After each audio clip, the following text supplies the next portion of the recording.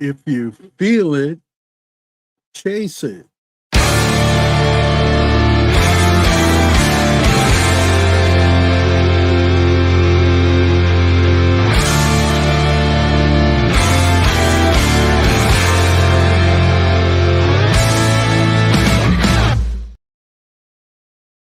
Hello, everybody. Mikey Lito here with another matinee review. Daisy Edgar Jones, Glenn Powell, and Anthony Ramos headline this week's film. It's Twisters, an adaptation and spiritual sequel to the 1996 film, and you'll get my review of it in just a moment. First things first, I'm going to ask you to please like and subscribe to the channel. Click that bell and select all to get all the streams produced on the channel. Also, here on YouTube, you can check the community tab for other things I'd like to share with you. And you can follow me on X at Mikey Lito Live. Tonight's movie is Twisters, considered a standalone film by the people that produced it, and a follow-up, but not necessarily a sequel to the 1996 film, with a similar name, which starred a cast of actors, many with recognizable faces, who drew us into the world of storm chasing, particularly one kind of storm rather, and that was tornado. I can confirm that 1996 film Twister and 2024's Twisters are, for the most part, standalone films. While the current film casts allusions to the earlier film, in structure and story, they are really two very different films. Now, unlike the original, the current film doesn't really give a time frame aside from 5 years later, where most of the action of the film takes place after an opening set piece. So 5 years ago, from your perspective and mine, we're introduced to a group of Muskogee State College students. That's the same school that Joe and Bill Harding operated out of.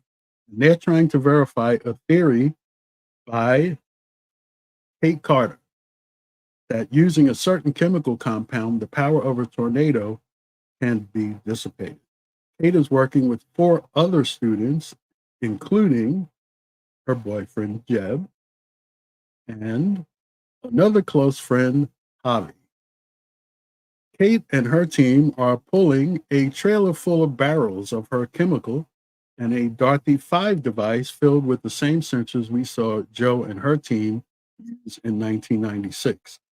Kate's team locates a F1 tornado and places the barrel in the tornado's path, while Javi lingers back to launch the sensors and monitor the chemical's reaction. At first, it appears the chemical works, but then suddenly disaster strikes, and the tornado becomes massive and threatens Kate and her team. 5 years later, Kate is working for NOAA, which I believe is the National Oceanic and Atmospheric Administration in New York City, when she suddenly gets a visit from Javi, who wants Kate to come back to Oklahoma and work with his new company and his new portable radar to model a 3D model a tornado to learn more about them. At first, Kate refuses and Javi returns to Oklahoma. However, he sends her a news story about a town being destroyed, and Kate decides to return to Oklahoma and give him and his radar a week to work.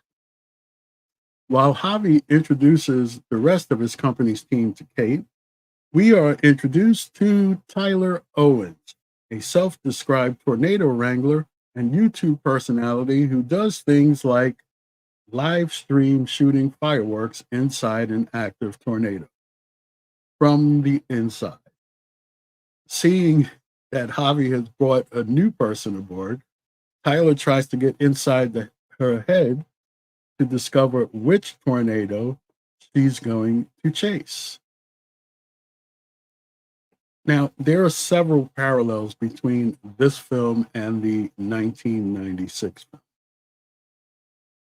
A traumatic event spurs our heroine into action, or in Kate's case, inaction.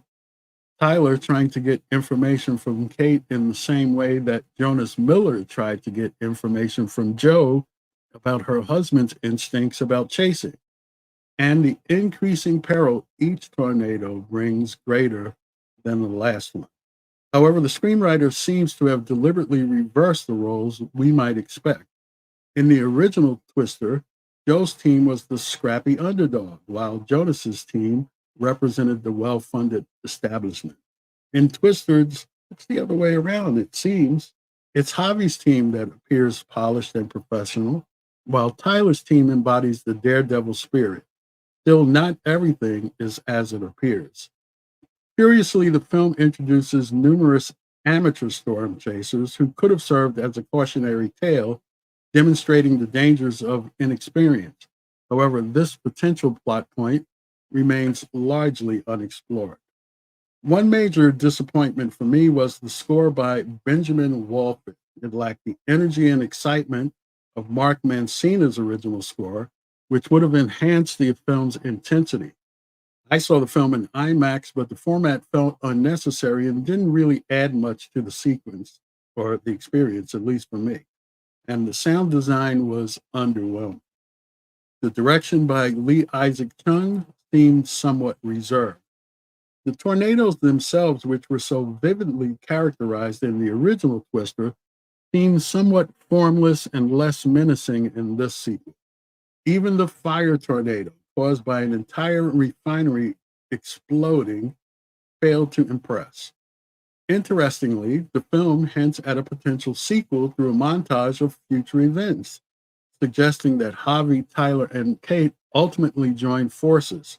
This technique, sometimes called a flash forward, offers an intriguing glimpse into the character's future past. So you may think with all my nitpicking that I didn't like Twisters. You'd be wrong.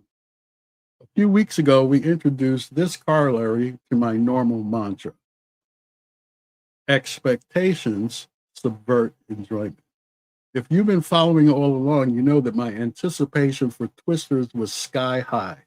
It was inevitable that Twisters would follow, I would say, should suffer by comparison to Twister. If you've done no research, you never know that Daisy Edgar Jones is an English actress. She totally nailed her American accent. Glenn Powell continues to amaze. He is one breakthrough performance from being a major star. He's done a lot of work recently in different genres, and he's one to watch. And I'm still waiting for the one major role where you can say nobody else could play that role. Favorite of mine, Anthony Ramos, again puts in yeoman's work as Javi, the leader of the corporate team, and David Corenswet as Javi's business partner, Scott, does a nice counterpoint performance to his future role, James Gunn's Superman, as a man who seems jealous of Javi's intimate friendship with Kate. Finally, Brandon Perea stands out as part of Tyler's crew, along with Katie O'Brien, Sasha Lane, and Tunde Adebimpe, the guy in the lower right-hand corner. I have no idea who that is. Frankly, Joseph Kosinski's screen story and Mark L. Smith's screenplay could have been stronger, but the actors' performances overcome those weaknesses. So, on that 10-point scale that I used from Track TV to rate content, I wavered between giving Twisters a 6 or a 7. But recognizing that my expectations to a different movie that I loved for 28 years, I'm giving its spiritual sequel a 7 out of 10. That's equivalent to 3.5 stars on a 5-star scale. Twisters is rated PG-13 by the Motion Picture Association of America for intense action and peril, some language, and injury images. Uh, Quite different from the rating for Twister, which was for really bad weather. As always, watch content, form opinion. You just heard mine. I'd like to hear yours. There's a live comment.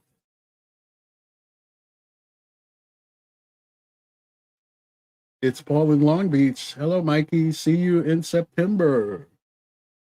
Looking forward to it, Paul. Uh, Hope you go and see and enjoy this movie. See it in the theater. Don't wait for streaming. Good film. Now, earlier this week, I received my physical copy of the 4K UHD disc of 1996 is Twister. And the difference in presentation compared to Twisters is remarkable. The visuals are crisp, clean, and vibrant, while the Dolby Atmos sound design is an immersive experience that truly puts you in the heart of the storm.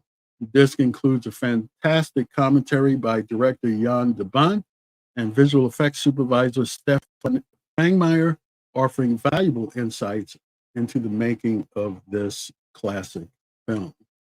I've been a vocal fan of the original Twister, and this 4K release only deepens my appreciation for its thrilling story, unforgettable characters, and groundbreaking special effects. You can read my full review of Twister on my leisure blog at MikeyLito.blog. I'm going to include the link in the description of this video for those who want to delve deeper into my thoughts of that iconic film. I got the cheaper version, the one with the slipcover, basically because the steelbook was not available. Last week, I was set to review Fly Me to the Moon, a film about events surrounding the Apollo 11 mission, starring Scarlett Johansson as Katie Jones, ostensibly a marketing executive, and Channing Tatum as the launch director, Cole Davis. Woody Harrelson also appeared as Mo Burkus, a shadowy figure sent by the White House to ensure a successful moon landing, even if it meant faking it. I eagerly shared my anticipation on X, ready to dive into the film. Unfortunately, my viewing experience was cut short when I felt ill during the screening. I missed a significant portion of the movie, including a cameo, which I really wanted to see, of Johansson's husband, Colin Jost. While I managed to catch the last half hour, my condition worsened,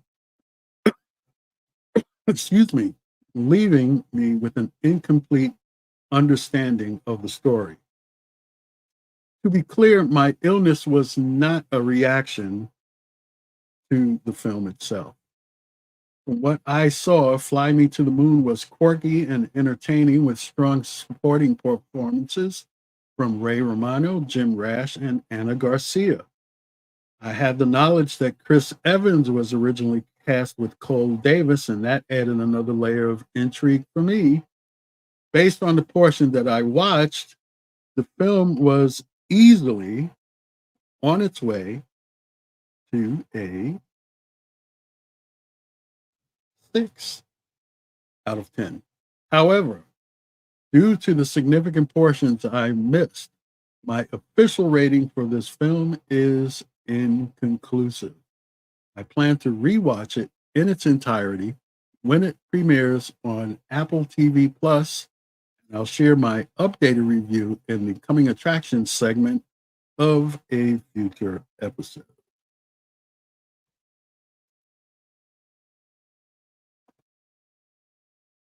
Speaking of coming attractions, next week, the highly anticipated fulcrum event of the Marvel Cinematic Universe for 2024, Deadpool and Wolverine, premieres in theaters. I'll be attending a Thursday showing at 4 p.m. local time, completely surrounded by other people. So I'll probably be wearing my COVID mask. And you can expect my out of theater reaction on the film immediately following the film. So it'll be about 7 p.m. Eastern Time, 11 p.m. Greenwich Mean Time. But that's not all.